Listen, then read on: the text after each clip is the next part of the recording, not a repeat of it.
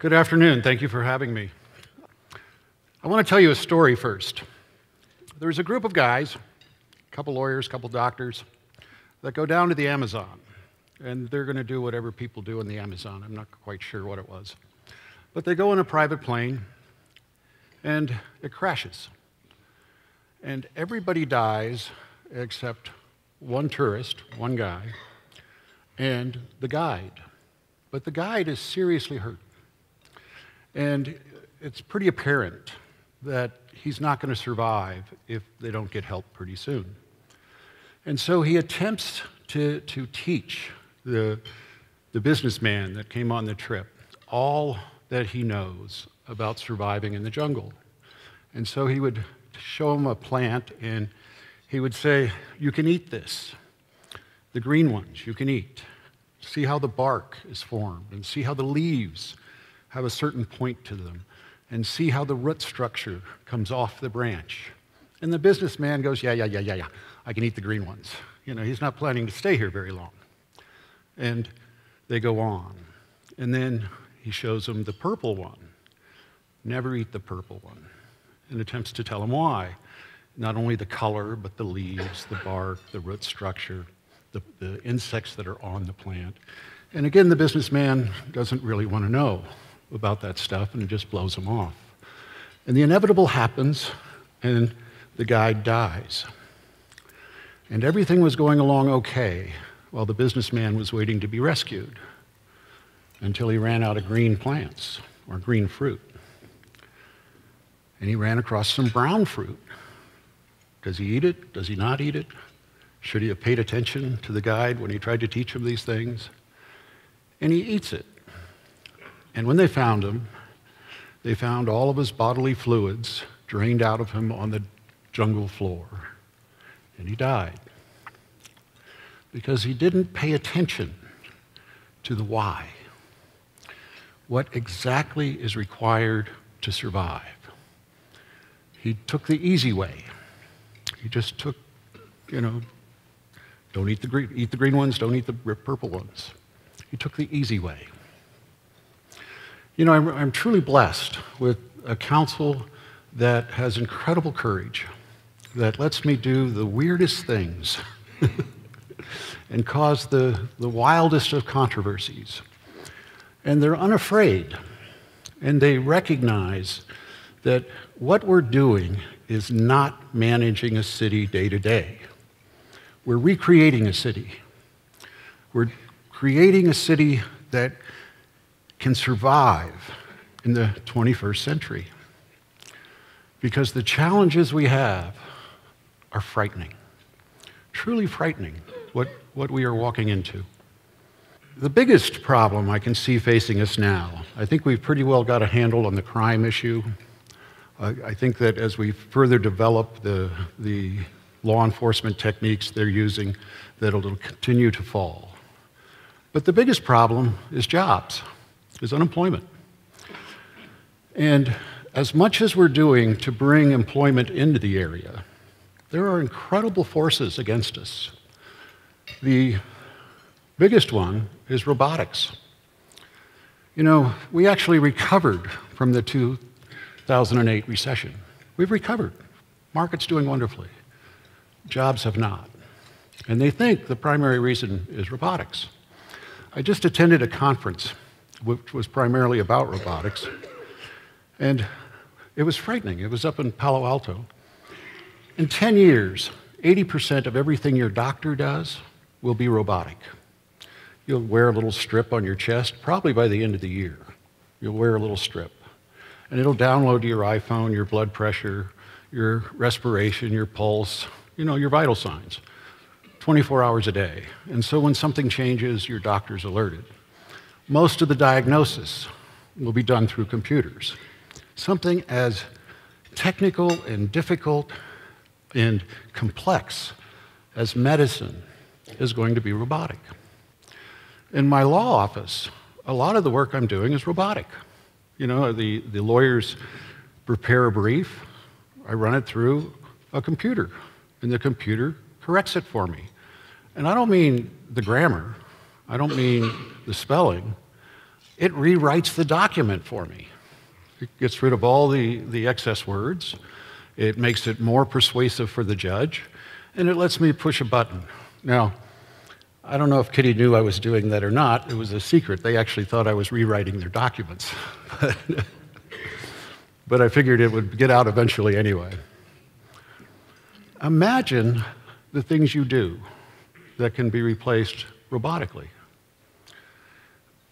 There is no reason to believe that there's going to be this miraculous recovery where jobs come back to America. We are competing globally for those jobs. And we have to scratch and claw and fight and do whatever's necessary to bring those companies that can provide those jobs to our city. Because probably for the first time in our history, there's not enough to go around. The airline industry, how long do you think it's going to be? 5 years? 10 years? There really isn't any need for pilots. The Google car, I got to sit in the Google car. It's a Prius. You can't tell any different, really. It's got a bigger display screen is all. And it went 300,000 miles without human interference. All over Canada, all over America. It doesn't require any change in the infrastructure.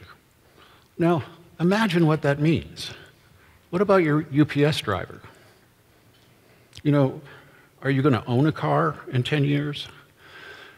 In our office, we have come to the conclusion in 5 years we had better be in a different line of work, meaning the type of cases we do have to be different than personal injury. Because when that car is released to the general public, auto accidents drop 90%. Whole industries are turned upside down. It's at the speed of light of how fast things are coming at us. And I don't know of too many cities that are doing something about that are attempting to plan for what's coming. Mostly government tends to be reactive, and they try not to react very much because that's how you get unelected. And on top of that, you know, global warming is real, regardless of what certain political leaders want to say, regardless of whether it's in vogue or not within conservative circles. There isn't any question that 50 to 100 years, if we don't do something, our grandchildren will not know anything about what life was for us. It will be that bad. In 30 years, we're talking massive disruptions of populations. And that's if it goes according to plan. But nobody knows what's going to happen, because as it gets warmer, it goes faster. As the permafrost melts, more carbon's released. I don't know if any of you read the New York Times article about how, what was it, 160,000 years ago, they're able to tell that's where we are, how much ice has melted in 60 years in the Andes. That means it's never been that way for 160,000 years, and now it is.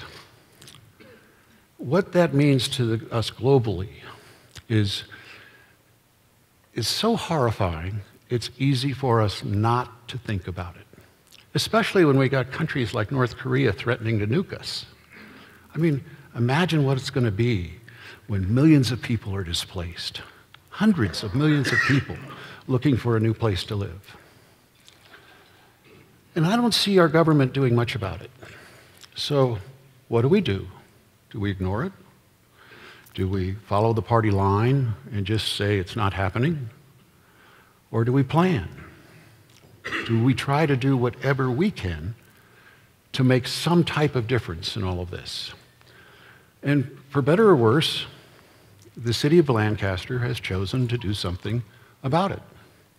What we're attempting to do is create the model of how a city can convert to going off the grid in being a net zero city. We're uniquely advantaged because of where we sit. We can produce more kilowatts here from the sun than anywhere else on the planet. It has to do with our elevation, longitude, latitude, air quality. It's a perfect storm for producing electricity. So of course we should be the one that is the first net zero city in the world.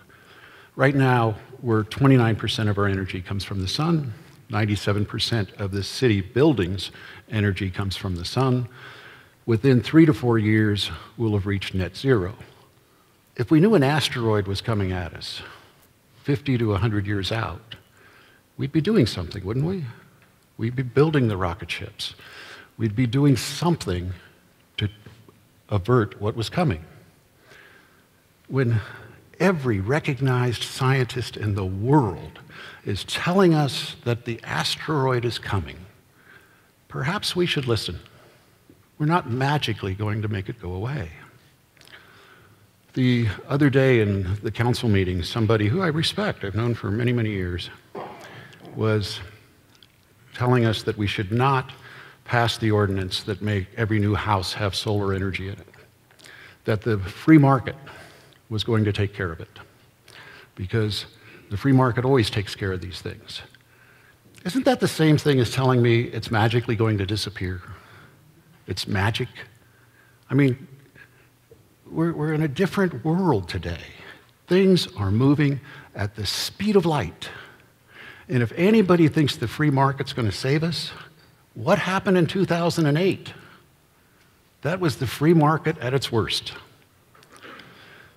We really do have to recognize that government has to become more involved, as much as we hate it. But there really isn't any choice. We have to start electing leaders that are going to recognize what's coming, that are going to try to figure out what plant you can eat and why you can eat it, and why you should not be going in this direction. We have to be willing to change just about everything we're doing. And you realize in 5 years that's what's happened in Lancaster. Think about how we used to do things. Anybody ever really think that Lancaster was going to have a global presence? If I'd come to you 5 years ago and said, we're going to have a global reputation, you'd have looked at me like I was nuts. Nonetheless, look what's happened. We really are meeting with global world leaders because we're the solar capital of the world. Why are we the solar capital of the world? Because we decided to be. It was really that simple. We do produce more electricity from the sun than any city in the world.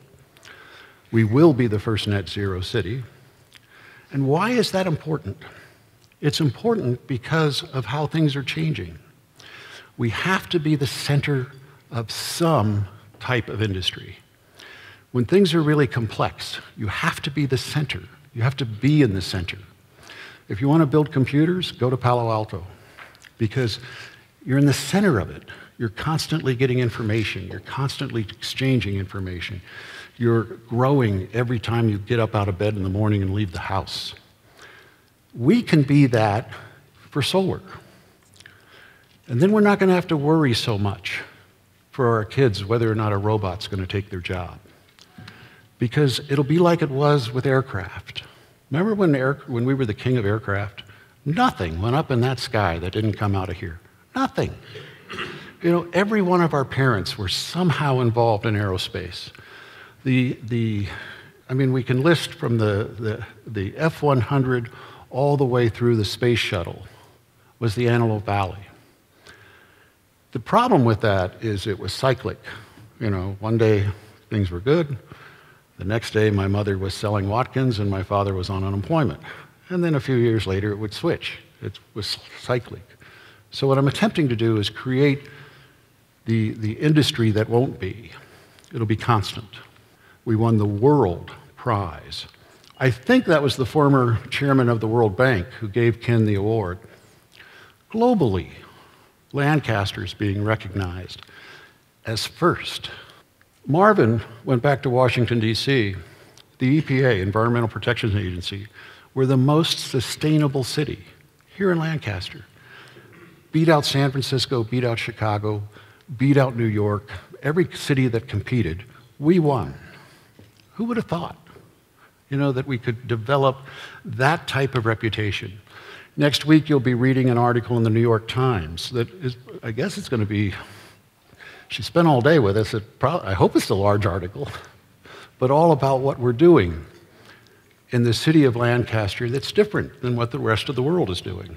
And so when the person who came to the council and was saying we shouldn't require solar energy on homes, he said, all it is a title. What's in a title?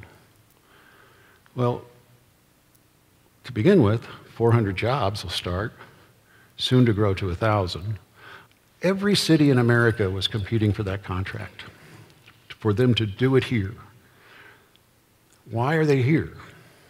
I think they're here because we truly do recognize that we are the solar capital of the world, and when it comes to alternative energy, this is where you want to do it.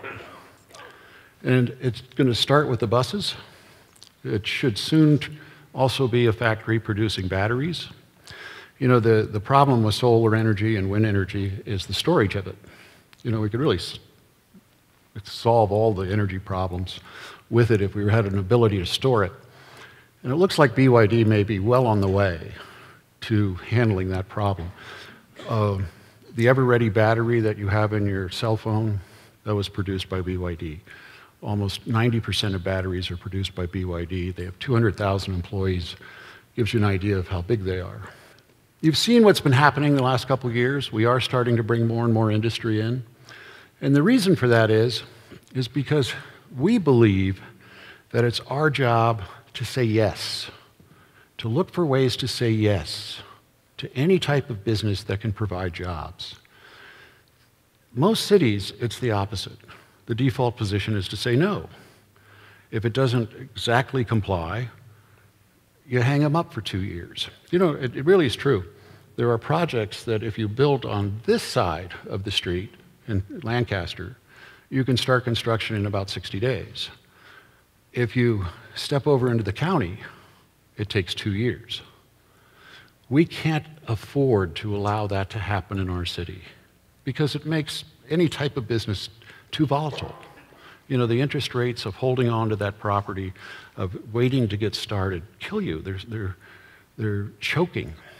And so what we've made the decision to do within the city is if we tell you there's a date that something's going to be done, it's done.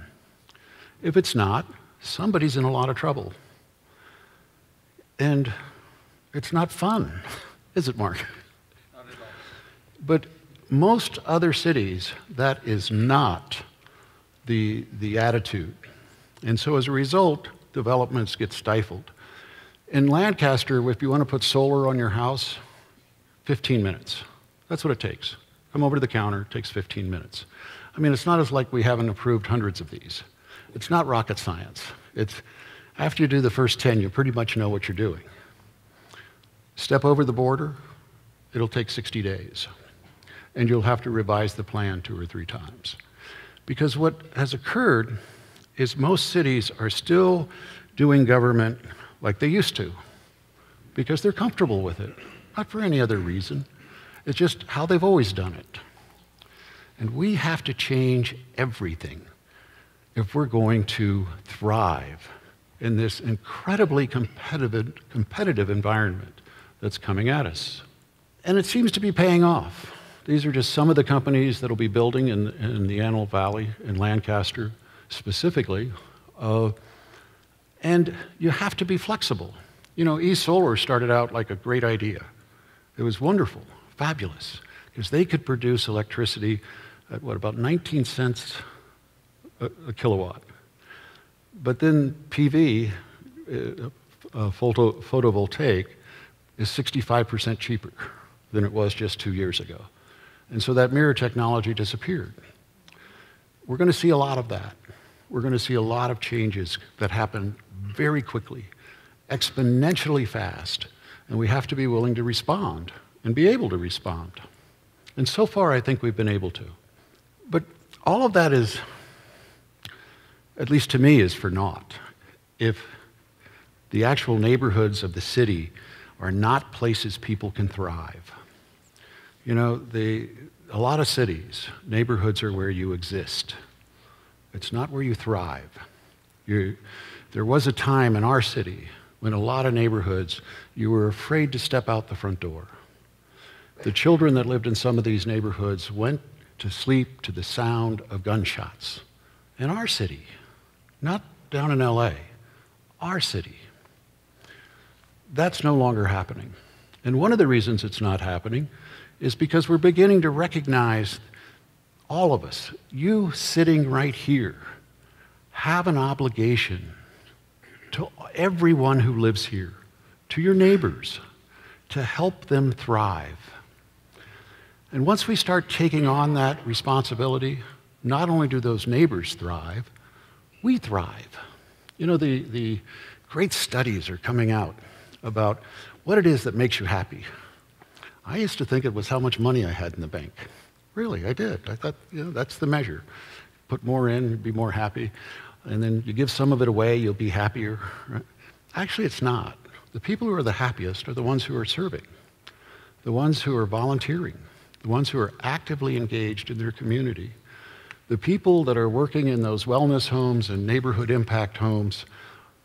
How many know Chris Johnson? You know, isn't Chris the happiest guy you've ever seen?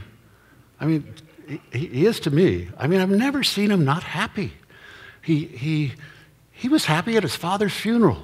I mean, he was also sad, but he sees the good in everything. That guy serves more than anybody I know. It's 24 hours a day with him. Whoever needs help, he's there. In Lancaster, we're the only city I'm aware of that has formed partnerships with the churches to have these neighborhood impact homes. Each home requires 20 adults for it to work. Every day after school, every kid in those neighborhoods have a place to go.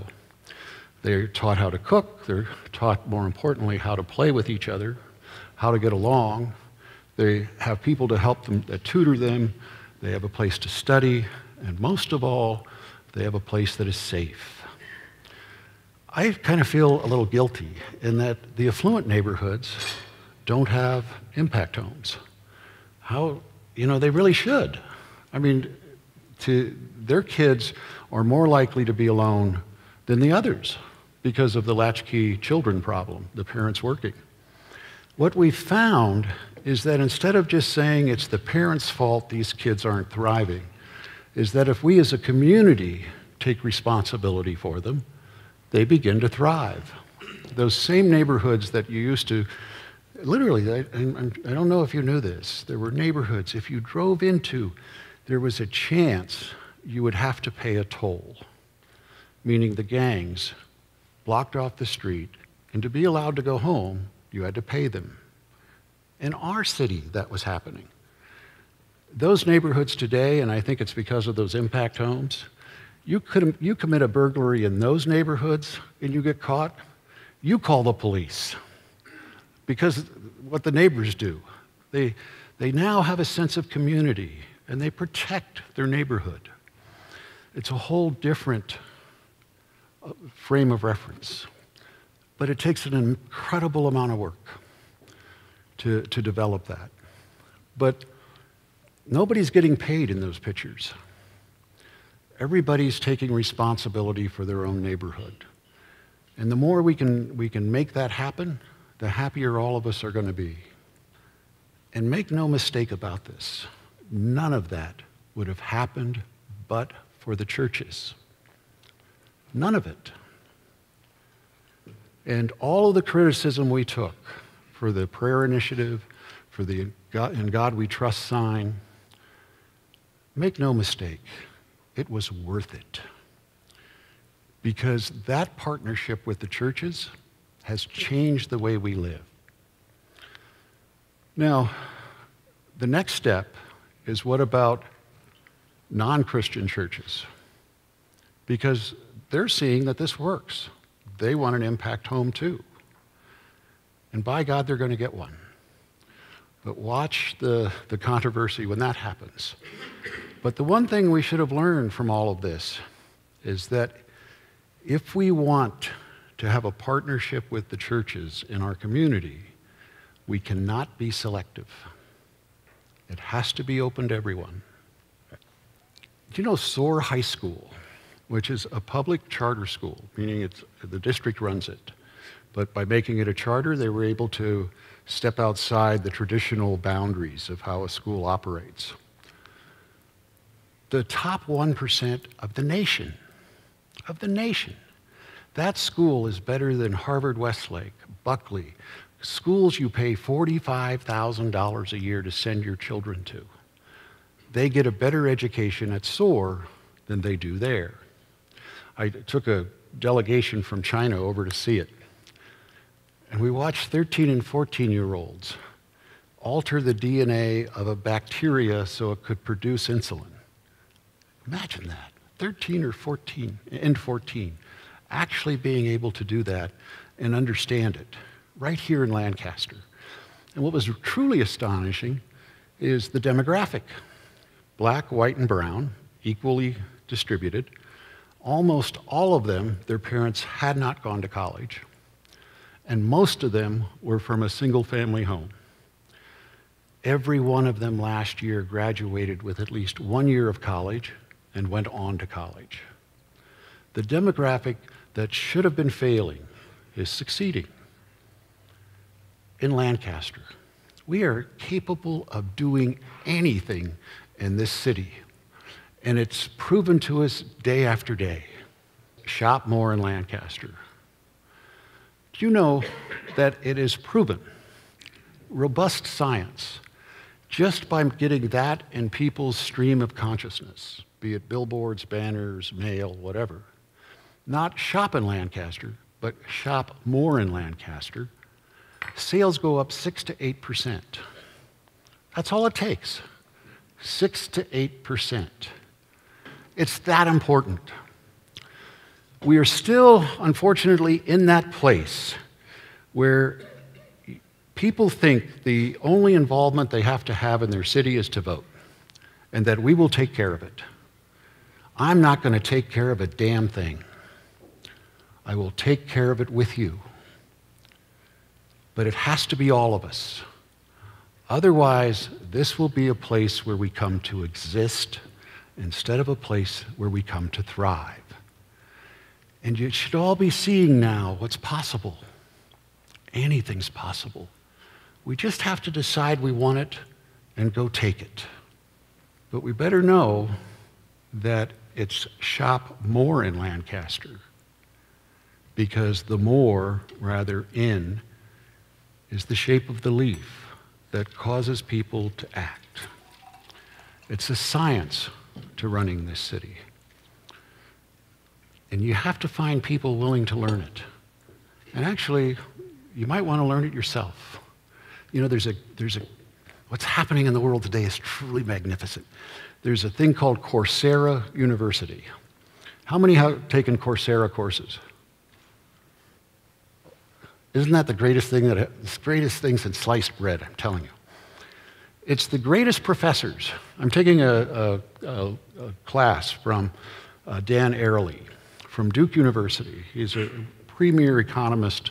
He wrote Predictably Unpredictable, his latest book. But it's a full university course, and it's free. And they put it in 12-minute segments because they know I'm busy. Meaning they made it for the masses. Hundreds of thousands of students are in that class. And it's free for all of us. We now have the capacity to be the most highly educated population history has ever imagined. And it's free. We just have to decide that it's worth it. I think it's worth it. Thank you.